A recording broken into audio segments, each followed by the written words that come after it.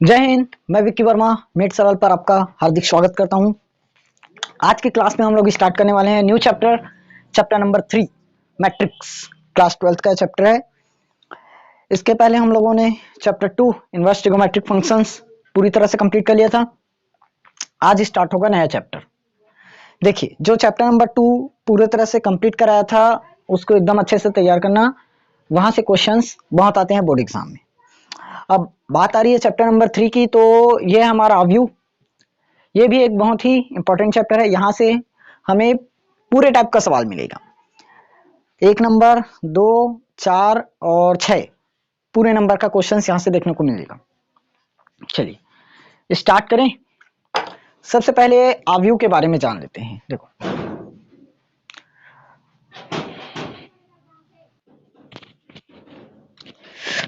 Sorry थोड़ा सा problem आ गया था। चलिए कौन से टॉपिक पर थे? क्या बता रहा था यार? अच्छा, अव्यू ना। अव्यू सही लिखा है ना? मैट्रिसेस।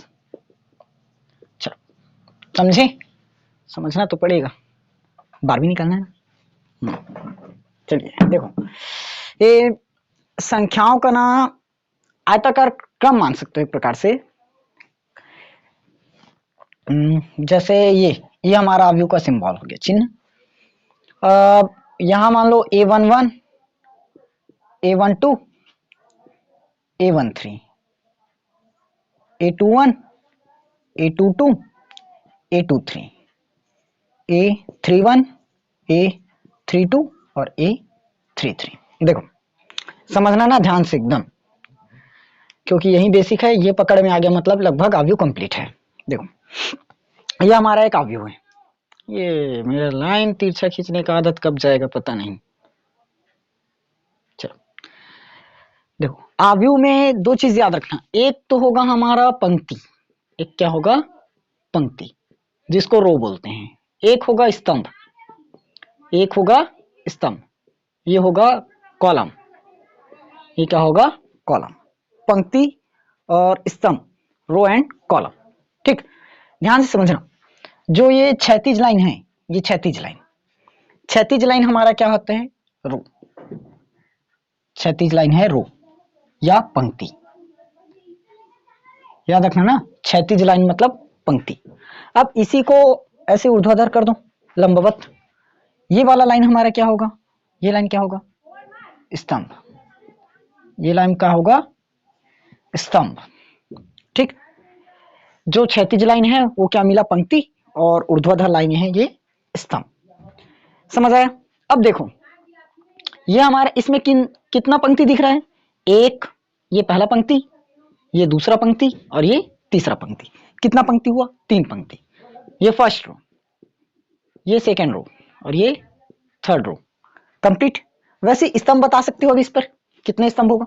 ये हमारा फर्स्ट कॉलम, ये सेकेंड कॉलम और ये थर्ड कॉलम। यहां तक सबको क्लियर? यदि अव्यू में देखें तो हमें एक चीज मिलेगा, पंक्ति और एक स्तंभ। जितना पंक्ति है उतना ही क्या रहेगा? स्तंभ। ये तय नहीं है। यदि पंक्ति की संख्या कम हो सकती है, स्तंभ की संख्या ज्यादा हो सकती है, या तो पंक्ति कम स्तंभ ज्यादा, या पंक्ति ज्यादा स्तंभ कम। ये कुछ भी हो सकता है ना। फिलहाल इतना समझ में आ गया। अव्यू में क्या होगा? एक पंक्ति होगा और एक स्तंभ होगा। चलिए यहां तक तो क्लियर है। अब देखो कोटि समझते हैं इसकी। ये यहां लिख रहा हूं ना, ये थर्ड रो। कोटि क्या होता है? इसको मैं लिख सकता हूं ना,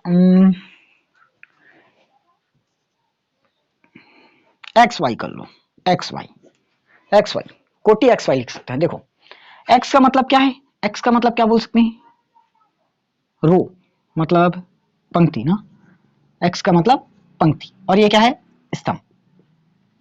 ये क्रॉस आता है पंक्ति और स्तंभ। जैसे बोलते हो 3-4 फीट का है करके, 3x4 बोलते हैं। से वैसे क्या होगा? 3-4। देखो यहां समझो, पंक्ति कितने का है? देखो कितना पंक्ति दिख रहा है इस अव्यू में। ये एक पंक्ति, ये दूसरा पंक्ति और ये तीसरा पंक्ति। 3 पंक्ति है तो मैं यहाँ के लिखता हूँ 3। हो गया 3 पंक्ति। और ये क्या है? एक स्तंभ। दूसरा स्तंभ, तीसरा स्तंभ, स्तंभ कितना हुआ 3, तो ये हो गया 3x3। मतलब कोटि क्या होगा 3x3 का। अगर आपसे पूछे, मान लो ये मैंने एक क्वेश्चन लिखा, इतना क्वेश्चन लिखा जिसमें ये कुछ एलिमेंट्स रखे हैं, अब इसमें मैं पूछूंगा पंक्ति, पंक्ति कितना है, क्या बताओगे आप पंक्ति कितना है, पता चल गया 3 बताए थे। क्षैतिज लाइन को गिनो, क्षैतिज लाइन कितना दिख रहा है 1 2 और ये 3 3 थे, 3 क्षैतिज लाइन मतलब 3 पंक्ति हो गया। यदि मैं स्तंभ पूछूं तो बताओगे 1 2 3, स्तंभ कितना हो गया 3, ये हो गया हमारा स्तंभ 3। अब मैं इसकी कोटि पूछ देता हूँ, कोटि, कोटि क्या बताओगे, जितना स्तंभ है और जितना हाँ जितना स्तंभ है और जितना पंक्ति है उसका मल्टीपल हो जाए। तो देखो ये हो गया हमारा 3 पंक्ति और ये हो गया 3 स्तंभ, मतलब 3x3, ये हमारी कोटि इस अवयव का। क्लियर है। अब देखो यहाँ पर कुछ एलिमेंट्स लिखा है, इसका मतलब समझते हैं। देखो पहला एलिमेंट क्या है A11, A11, तो पहले याद रखना हमेशा पहला पंक्ति आएगा उसके बाद स्तंभ आएगा। तो इस 1 का मतलब क्या है हमारा पंक्ति, इस 1 का मतलब क्या है पंक्ति, ये सेकंड वाले 1 का मतलब स्तंभ, सेकंड वाले 1 का मतलब स्तंभ। मतलब क्या हुआ यहां से क्या समझ में आ रहा है, A11 का मतलब पहली पंक्ति पहला स्तंभ, ध्यान से समझना। इस 1 का मतलब क्या होगा पहली पंक्ति, इस 1 का मतलब पहला स्तंभ, पहली पंक्ति पहला स्तंभ। चलो अब मान लो मैं इसमें दर्शाने बोल देता हूं, ये एक बनाया मैंने स्तंभ, ये अवयव A11 मतलब पहली पंक्ति पहला स्तंभ होगा।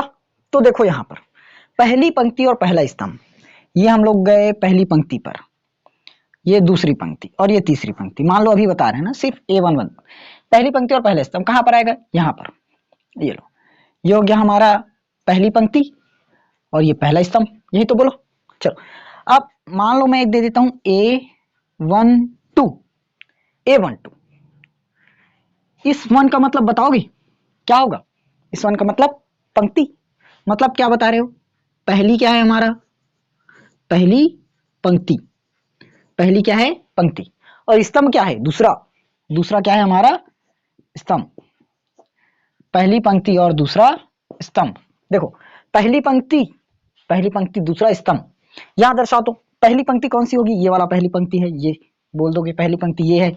दूसरा स्तंभ कौन सा, यही होगा क्या दूसरा स्तंभ, नहीं ये तो हमारा पहला स्तंभ है, दूसरा स्तंभ यहां आएगा, कहां पर कटा देखो ये, तो ये हमारा क्या होगा A12, यहां तक पूरा क्लियर है। चलिए इसको मैं थोड़ा सा मिटाता हूं, ये तो एकदम सजावट हो गया है, और अच्छे से समझते हैं। यहां तक पूरा क्लियर है, हमारे अवयव में एक पंक्ति होगा एक स्तंभ होगा, ठीक। चलो अब मान लो मैं ऐसे लिखता हूं A23, ए क्या लिखा 23, मतलब यहां क्या बता सकते हो, यदि मैं ऐसे मैट्रिक्स बनाऊं एक A23 मतलब क्या जानते हो, दूसरी पंक्ति और तीसरा कॉलम, दूसरी पंक्ति और तीसरा कॉलम। मान लेते हैं 1 2 3 4 5 6 7 8 9 ये है। देखो तो दूसरी पंक्ति और तीसरा कॉलम कौन सा बनेगा, दूसरी पंक्ति खोजो, ये पहला पंक्ति और ये दूसरा पंक्ति, क्योंकि बताया था क्षैतिज लाइन ही हमारा क्या है पंक्ति, और यही तो क्षैतिज लाइन है, तो ये हमारा क्या हुआ पंक्ति, सेकंड पंक्ति सेकंड रो, और 3 कॉलम तो 3 कॉलम ये हुआ थर्ड कॉलम। यहां तक क्लियर।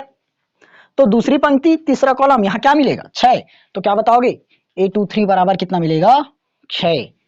यहां तक अब पूरा कंप्लीट बेसिक ये था। किसी को समझ में ही नहीं आया होगा तो बता दे, आ गया। चलिए अब मैं कुछ यहां पर एक क्वेश्चन लिखता हूं, उसको बताने का प्रयास करना। चलिए लिखें। क्या लिखूं चलो 1 5 9 2 8 3 2 5 6 ये लो। ये बताओगे क्या, ये अगर मैं पूछूं ये अवयव कितने कोटि की है, तब बोलोगे 3x3 की, क्योंकि हमारे पास 3 क्या है पंक्ति है और 3 स्तंभ है, 3 रो 3 कॉलम। यहां तक सबको क्लियर है। चलिए क्लियर। ये हो गया 3x3 का। अब क्या लगाओगे बताएं। चलो मैं एक क्वेश्चन पूछता हूं, मुझे यहाँ पर बताओ A13 का मान क्या होगा। A13 का मान क्या होगा? बोलोगे 9। मैं पूछूंगा क्यों हुआ, क्यों? क्या बताओगे? पहली पंक्ति, ये क्या है? पहली पंक्ति, और ये क्या है? स्तंभ। पहली पंक्ति और तीसरा स्तंभ। देखो ये हमारी पहली पंक्ति, सही है? या इसको बोलोगे पहली पंक्ति, ऊपर होगा ना। चलो, और तीसरा स्तंभ 1 2 ये 3, तीसरा स्तंभ कहां पर कटा? 9 पर। तो इसका मान क्या हो गया? 9। अब मैं यदि ये पूछूं, इसी को घुमाकर पूछता हूं थोड़ा सा। चलो, 5 कहां पर है? 5 कहां पर है बता सकते हो? 5 कहां पर है बोलूं तो अब कहां पर होगा? अब दिख रहा है 5 तो हमें यहां पर, तो हमें इस जगह का नाम तो बताना पड़ेगा। चलो खोजें 5 कौन सी जगह पर है। सबसे पहले हम लिख देते हैं ए, ठीक, कुछ भी लिख सकते हो ना। चलो 5 सबसे पहले हम लोगों ने क्या देखा था? ये क्या होता है हमारा? पंक्ति, और ये स्तंभ। तो पहले क्या देखना पड़ेगा? पंक्ति। देखो, हाँ 1 मिनट, 5 बोला है लेकिन 5 दो जगह स्थित है, तो हम दोनों को दर्शा सकते। चलो दोनों को दर्शाएं, ये 1 और 5 है। चलो पहली पंक्ति में 5 है कि नहीं है? है। ये हमारा पहली पंक्ति है, पहली पंक्ति में मिला 5, तो पंक्ति क्या मिला? 1। और स्तंभ क्या होगा? पंक्ति तो हम लोग लिख लिए, स्तंभ क्या होगा? ये पहला स्तंभ और ये दूसरा स्तंभ। कौन से स्तंभ पर मिला? दूसरा। तो क्या होगा? A12। मतलब A12 पर क्या स्थित है? 5। लेकिन एक जगह और स्थित है, देखो ये पहला पंक्ति हुआ, ये दूसरा पंक्ति और ये तीसरा पंक्ति, क्योंकि यहाँ पर भी तो 5 स्थित है। तीसरा पंक्ति मतलब और क्या है? A1। पंक्ति कितना? सॉरी, पंक्ति कौन सा है? 3। पंक्ति कौन सा है? 3। ये तीसरा पंक्ति, वैसे स्तंभ कौन सा हो जाएगा? ये सेकंड पर है, तो क्या हो जाएगा? A32। क्लियर है? कितना मिला? A32। ओहो, सॉरी सॉरी सॉरी, ये वीडियो में तो बहुत ज्यादा ब्लर हो चुका है। चलिए थोड़ा सा कोऑपरेट करना, ये वीडियो थोड़ा सा क्वालिटी कम हो गया है। चलिए अब वो ठीक हो चुका है, पर बोला तो खत्म हो गया बेसिक, अब ठीक करने का क्या मतलब। चलो फिर से नहीं समझा रहा हूँ ना, इसमें थोड़ा सा समझने की कोशिश करो। यहाँ तक आ गया ना? चलो एक और क्वेश्चन दूं क्या इसी पर? एक और क्वेश्चन चलो करते हैं, बेसिक तो पूरा क्लियर हो जाए। अब मैं लिख देता हूँ, ये लो 2 4 6 1 2 3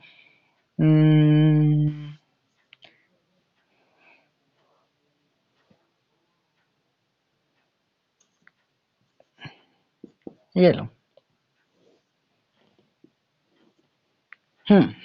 चलिए ये क्लियर। चलो मैं एक क्वेश्चन पूछता हूँ, बताओ। अब इतना नहीं देते, ये थोड़ा सा इसको ना घुमाव करते हैं, और 1 2 3 1 2 3 4 और इसको मिटाओ।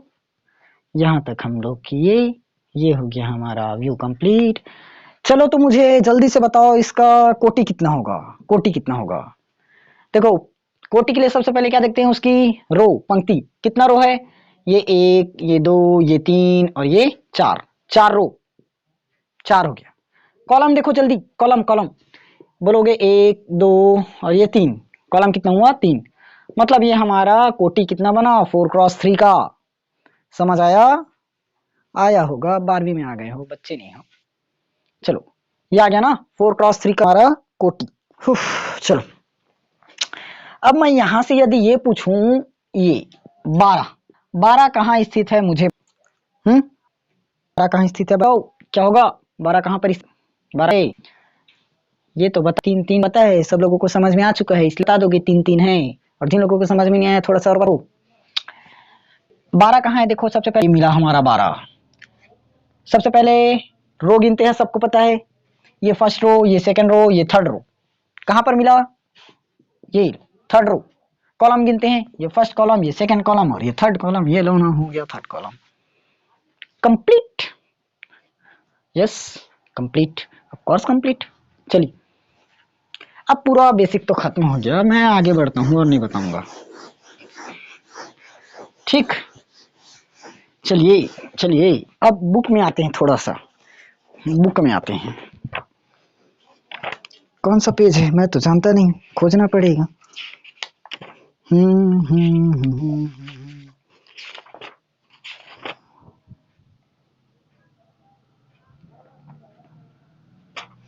चलिए, अब आव्यूह की कोटि तो समझ में आ गया और इसका बेसिक भी समझ में आ गया ना।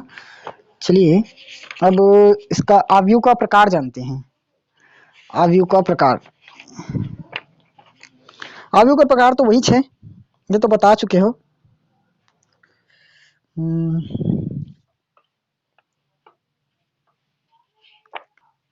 सीधा इसको करा देता हूँ, थोड़ा सा पढ़ लेते हैं। टाइप, आव्यूह का प्रकार। पहला, प्रकार को जानते हो, होता है प्रकार। एक पंक्ति आव्यूह, एक स्तंभ आव्यूह, जो पहले से पता है। क्या क्या? पंक्ति आव्यूह। एक क्या होगा? पंक्ति।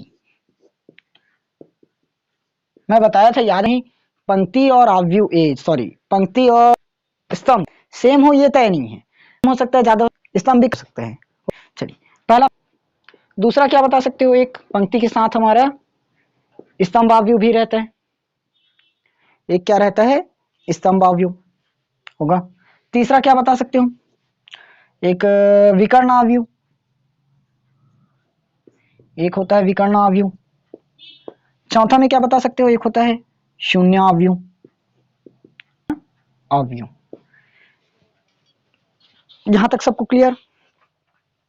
और एक हिंदी जैसा नाम है वो, तत्समक, तत्समक है, हिंदी शब्द है ना, तत्समक आव्यूह।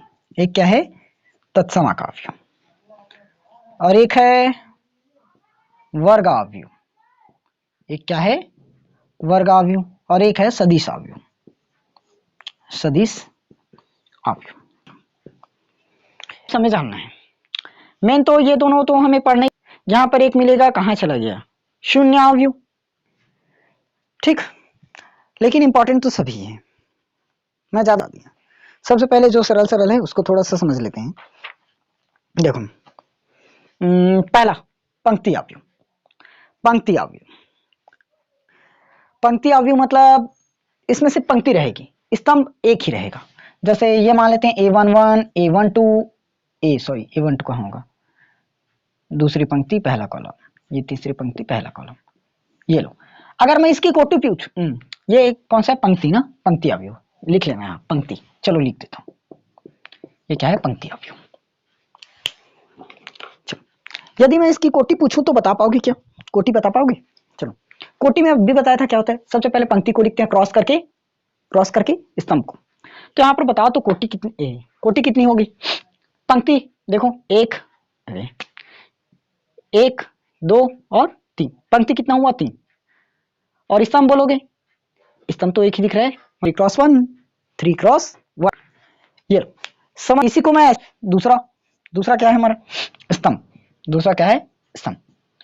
हम इसको चेंज कर देते हैं थोड़ा सा, चलो इसको कर देते हैं A11, A11, A12, A13। अब मुझे इसकी कोटि बताओ तो, निकाल कर बताओ इसकी कोटि क्या होगी? इसकी कोटि बता लोगे ना? कोटि क्या होगी? देखो, पंक्ति देखो, पंक्ति तो मुझे एक ही दिख रहा है तो मैं लिखूंगा एक। स्तंभ को देखो, एक स्तंभ, 2 स्तंभ और 3 स्तंभ। कितना हुआ? 3। मतलब 1 क्रॉस 3 की इसकी कोटि बनी। क्या बना इसकी कोटि? 1 क्रॉस 3। ये सबको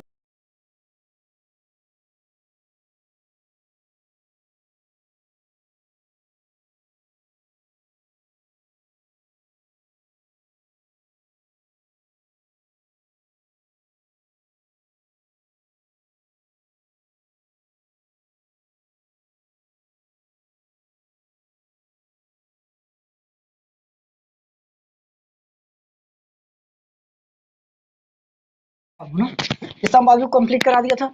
ये थोड़ा सा वीडियो लेक्चर है, इसको फिर से समझा रहा हूँ, देखना। वहां से वीडियो थोड़ा सा बिगड़ गया ना, थोड़ा सा देखो यहाँ से। चलो, सबसे पहले हमने क्या जाना? पंक्ति आव्यूह। पंक्ति आव्यूह में क्या होगा? A11, A21 और A31। मतलब इसमें सिर्फ पंक्ति रहेगा। 3 यदि इसकी कोटि पूछे तो 3 बनेगा, और स्तंभ कितना है 1, मतलब पंक्ति 3 और स्तंभ 1, और यही तो हमारा कोटि होता है, ये जानते हैं ना, पंक्ति इंटू पंक्ति क्रॉस स्तंभ। पंक्ति कितना है 3, 1 2 3 पंक्ति, और क्रॉस क्रॉस स्तंभ कितना है, स्तंभ तो सिर्फ एक ही दिख रहा है, एक। सिर्फ वैसे ही स्तंभ आव्यूह में करते हैं, यहाँ पर स्तंभ 1 रहेगा, स्तंभ 3 है और पंक्ति 1। देखो ये हो गया 1 2 3, 3 स्तंभ, 1 2 3, 3 स्तंभ। वैसे पंक्ति देखो तो पंक्ति तो सिर्फ एक ही लाइन में जा रही है, ये तो एक पंक्ति होगा। क्लियर है? चलिए अब नेक्स्ट फिलहाल हमारा रजिस्टर कहाँ है, हम खोज लेते हैं। चलिए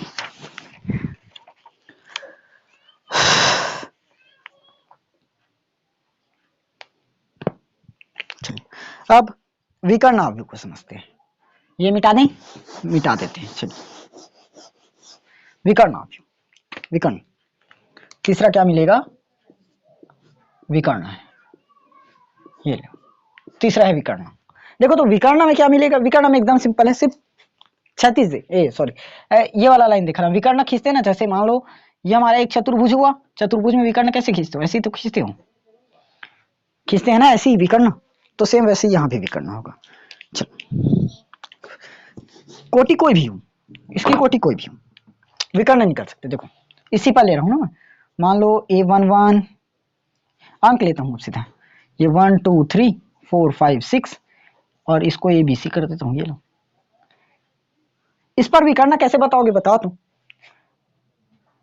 विकर्ण में क्या होगा, सभी एलिमेंट्स 0 रहेगा, सिर्फ जो ये विकर्ण वाले लाइन दिख रही ना, इस पर कोई अंक रहेगा, ये वाला लाइन, ये तो मतलब ये पूरा क्या होगा हमारा 0, पूरा क्या रहेगा 0। ये हो गया 0, ये भी 0, ये भी 0, ये भी 0, ये भी 0, ये भी 0। देखो ये है विकर्ण आव्यूह, कंप्लीट है।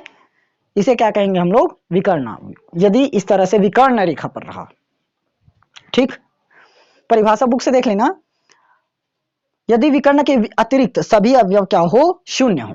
देखो ये विकर्ण जानते हैं, विकर्ण अतिरिक्त क्या हो, सभी अवयव क्या हो, शून्य हो, मतलब वो हमारा क्या होगा, विकर्ण आव्यूह। ये विकर्ण आव्यूह पूरी तरह से क्लियर हुआ कि नहीं हुआ, बताओ जल्दी।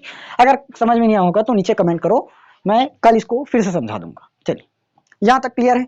मैं इसको फास्ट समझा रहा हूँ ना, क्योंकि ये अब सिर्फ हम लोग इसका टाइप्स समझ रहे हैं, वैसे भी टाइप्स पेपर में आते नहीं है, सिर्फ बेसिक के लिए समझना जरूरी है, क्योंकि इसके बिना तो हम लोग एक्सरसाइज बना ही नहीं पाएंगे वैसे में। चलिए चौथा हमने क्या लिखा, शून्य आव्यूह। चौथा हमने क्या लिखा, शून्य आव्यूह। ये लो चौथा शून्य। शून्य का मतलब क्या जानते हो, शून्य का मतलब शून्य ही है, उसका मतलब ही कुछ नहीं है। तो चाहे शून्य कैसे भी लिखो, 1 शून्य लिखो, 2 शून्य लिखो, 4 शून्य लिखो, 5 शून्य लिखो, शून्य मतलब शून्य ही है।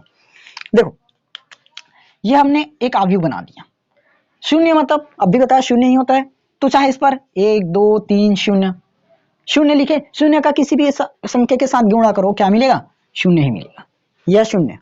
क्लियर। यदि इसी को मैं ऐसे बढ़ा दूं तब 0 0 0 0 0 0 0 0 0, ये लो। अब इसका मतलब क्या 1 आ जाएगा, नहीं आएगा ना, 0 बढ़ा देने से क्या 0 का मान बदल जाएगा, नहीं बदलेगा, ये क्या होगा 0 ही होगा। इस तरह से कंप्लीट है तीसरा। चौथा अब तत्समक समझे। चलिए तत्समक में देखो, क्या है मेरा डस्टर, तत्समक में और एक क्या बताया था, हाँ विकर्ण। तत्समक और विकर्ण दोनों में ना सिर्फ एक ही डिफरेंस है। देखो तत्समक और एक बना देता हूं इधर मैं विकर्ण। देखो विकर्ण में अब बीज बताया था क्या होगा, बाकी सब एलिमेंट्स क्या रहते हैं 0 0 0, सिर्फ विकर्ण वाला लाइन क्या रहता है, बदलता है, विकर्ण वाला लाइन बदलता है। मान लो यहाँ 1 हो गया, यहाँ 2 और ये 3, हम इसको क्या बोलते हैं, विकर्ण बोलते हैं, इसको क्या बोलते हैं, विकर्ण आव्यूह। अब इसी को मैं एक प्रकार से ऐसे चेंज करता हूं, देखो 1 2 3 लिखे, ये 0 ये 0 ये 0 ये 0 ये 0 ये 0। अब समझो डिफरेंस क्या है। अब बोलोगे यहाँ तो दोनों एकदम सेम दिख रहे हैं, मतलब दोनों ही क्या होगा, विकर्ण होगा या तत्समक होगा। बट एक चीज है अंतर, तत्समक में ये जो 1 है और 2 और 3, तो ये 1 तो 1 ही रहेगा, ये 2 भी क्या होगा 1 और ये 3 भी क्या होगा 1। मतलब तत्समक और विकर्ण में सिर्फ इतना अंतर है कि विकर्ण में जो विकर्ण वाली लाइन है उसके एलिमेंट्स अलग अलग हो सकते हैं, लेकिन तत्समक में सिर्फ एक ही होता है, तत्समक सभी एक होता है। अब बताओ हम लोग, यदि कोई विकर्ण अवयव है, क्या है, कोई विकर्ण अवयव और कोई है तत्समक अवयव, तत्समक, तो हम लोग तत्समक को विकर्ण बोल सकते हैं कि नहीं बोल सकते, इतना मुझे बता दो भाई। तत्समक को हम लोग विकर्ण का नाम दे सकते हैं कि नहीं दे सकते हैं? अब बोलोगे ऑफ कोर्स तत्समक को हम विकर्ण बोल सकते हैं, क्योंकि विकर्ण में हम जानते क्या है, सिर्फ हमें एलिमेंट्स दिया रहेगा विकर्ण वाली लाइन का। एलिमेंट्स किसका दिया रहेगा? विकर्ण वाली लाइन का। तो विकर्ण वाली लाइन ये हुआ, और हमें इसका एलिमेंट्स पता है कि नहीं पता है? 1 1 1 है, पता है, कुछ भी रहे विकर्ण कौन सा होगा, सिर्फ हमें विकर्ण वाली लाइन का एलिमेंट्स पता रहना चाहिए। अब वो एलिमेंट्स चाहे 4 हो, 5 हो, ए हो, बी हो, सी हो, 1 हो, 2 हो, कुछ भी रहे, विकर्ण में रहना चाहिए, तो वो क्या होगा? विकर्ण। तो देखो तत्समक में एक एक एक है, मतलब आखिर एक रहे चाहे दो रहे, है तो विकर्ण में ही क्या, इसलिए इसको क्या बोल सकते हैं? विकर्ण बोल सकते हैं। यहां तक सब क्लियर? अब विकर्ण अवयव, विकर्ण को हम लोग तत्समक बोल सकते हैं क्या? बोल सकते हैं क्या? नहीं, विकर्ण को हम लोग तत्समक तत्समक नहीं कह सकते। क्यों नहीं कह सकते अब बताओगे? क्योंकि अब भी बताया तत्समक में क्या रहेगा, सिर्फ एक एक एक ही रहेगा, लेकिन विकर्ण में 1 2 3 4 5 6 ए बी सी कुछ भी हो सकता है, बट यहां तत्समक में एक एक रहेगा। अब मान लो इसी में डिफरेंस समझ लो, इसको हम लोग तत्समक बोल पाएंगे क्या? इसमें देख लो ना, तत्समक बोल पाओगे? कहां बोलोगे? क्योंकि यहां पर तो एक है, यहां दो है, यहां तीन है, जबकि तत्समक में एक एक एक ही रहना था, तो इसलिए हम क्या बोल सकते हैं? इसको तत्समक नहीं बोल सकते। हाँ, इसको हम लोग विकर्ण जरूर बोल सकते हैं, क्योंकि विकर्ण मतलब ये विकर्ण वाली लाइन पर ही है। विकर्ण का मतलब सिर्फ इतना याद रखना कि विकर्ण रेखा पर रहना चाहिए, चाहे एलिमेंट्स कुछ भी हो, लेकिन तत्समक वाले में इतना याद रखना कि विकर्ण में रहना चाहिए, लेकिन सभी एलिमेंट्स 1 ही रहना चाहिए। ये लो, विकर्ण और तत्समक पूरा तरह से क्लियर है। चलिए चौथा पर पहुंचे। अच्छा, चौथा तो बता दिया क्या, शून्य सदिश, पांचवा भी हो गया तत्समक सदिश। अब बचा एक वर्ग। वर्ग, वर्ग को हम पढ़ें। चलिए मिटा दें। वर्ग का मुझे कोई खासियत बताओगे क्या? वर्ग किसको बोलते हैं? वर्ग, ये तो हम लोग दूसरी तीसरी क्लास में पढ़ते रहे हैं, आराम से बता सकते हो। वर्ग की चारों भुजाएं क्या होती है? समान होती है। वर्ग की चारों भुजाएं समान होती है। कौन सा है? छठवां वर्ग। तो हम क्या बता सकते हैं? वर्ग की सभी भुजाएं समान होती है ना, तो जो आव्यूह बनाओगे, क्या बनाओगे? आव्यूह, उसमें m और n, हाँ चलो, या तो x y से लिए थे ना, चलो x y ही मान देता हूं, x और y। x क्या है मेरा? पंक्ति। y बोले तो स्तंभ, मतलब स्तंभ और पंक्ति की संख्या समान होना चाहिए, जैसे ये बताया था। चलो 3 एग्जांपल देता हूं मैं, तीनों में समझना। जिसमें वर्ग मतलब क्या है? जिसमें m बराबर n हो, सॉरी x बराबर y हो, मतलब जितना हमारे पास क्या है? पंक्ति है, उतना ही क्या रहना चाहिए? स्तंभ रहना चाहिए। ठीक, चलो मैं कुछ एग्जांपल लिख रहा हूं, उसको बताना।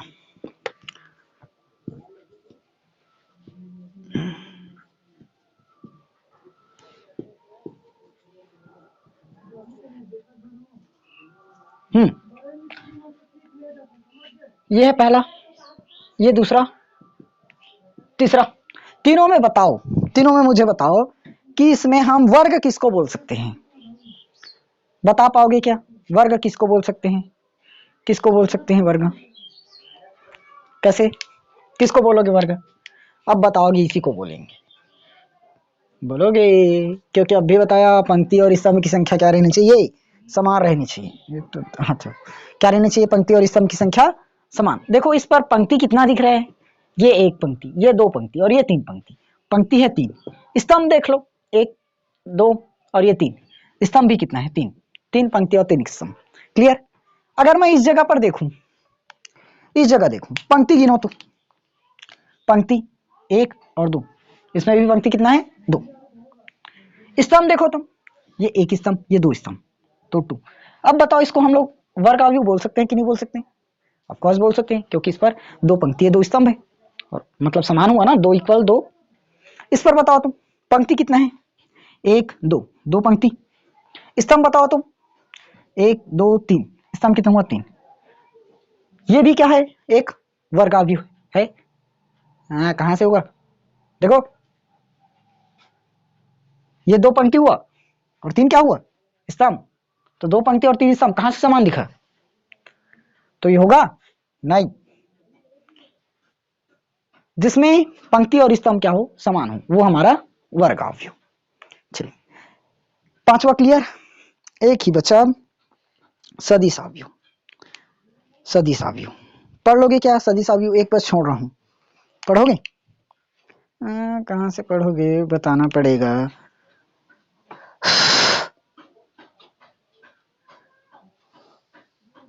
चलो मिटाए क्या, मिटा देते हैं, स्क्रीनशॉट ले लो। चलो और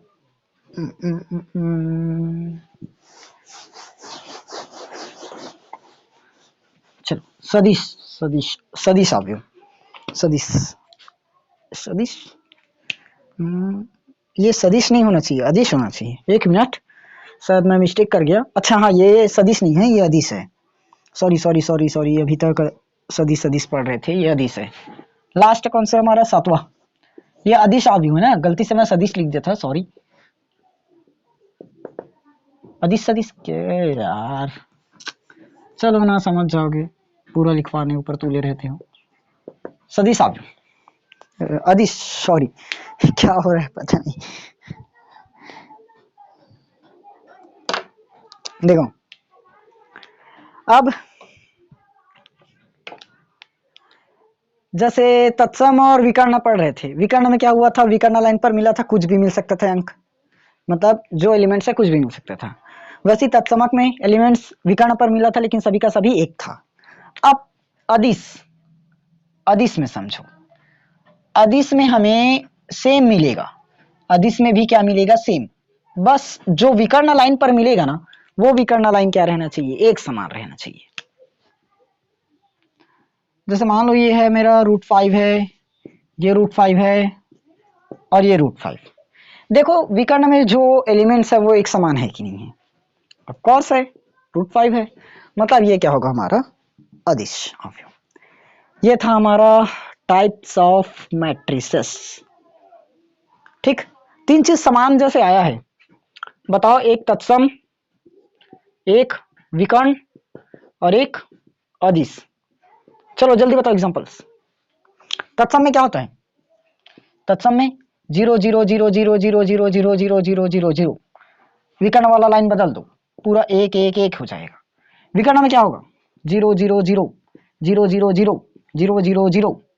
विकर्ण में क्या होता है, ये वाला लाइन एनीथिंग, कुछ भी, A B C अलग अलग। और अदिश में, अदिश में 0 0 0 0 0 0 0 0 0। इस अदिश का विकर्ण क्या होगा, जल्दी बताओ जल्दी बताओ।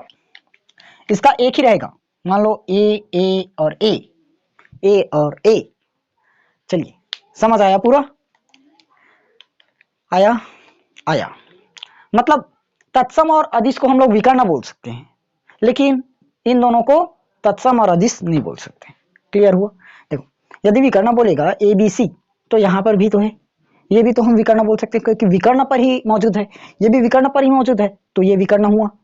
तत्सम में 1 1 1 रहना चाहिए, तो इसमें तो ABC अलग अलग है, इसमें A है। मान लो 1 1 1 यहाँ पर है, इस जगह A की जगह 5 है, 5 5 5, तो हमें तो 1 चाहिए, तो वो तत्सम कहां से होगा, नहीं हो सकता।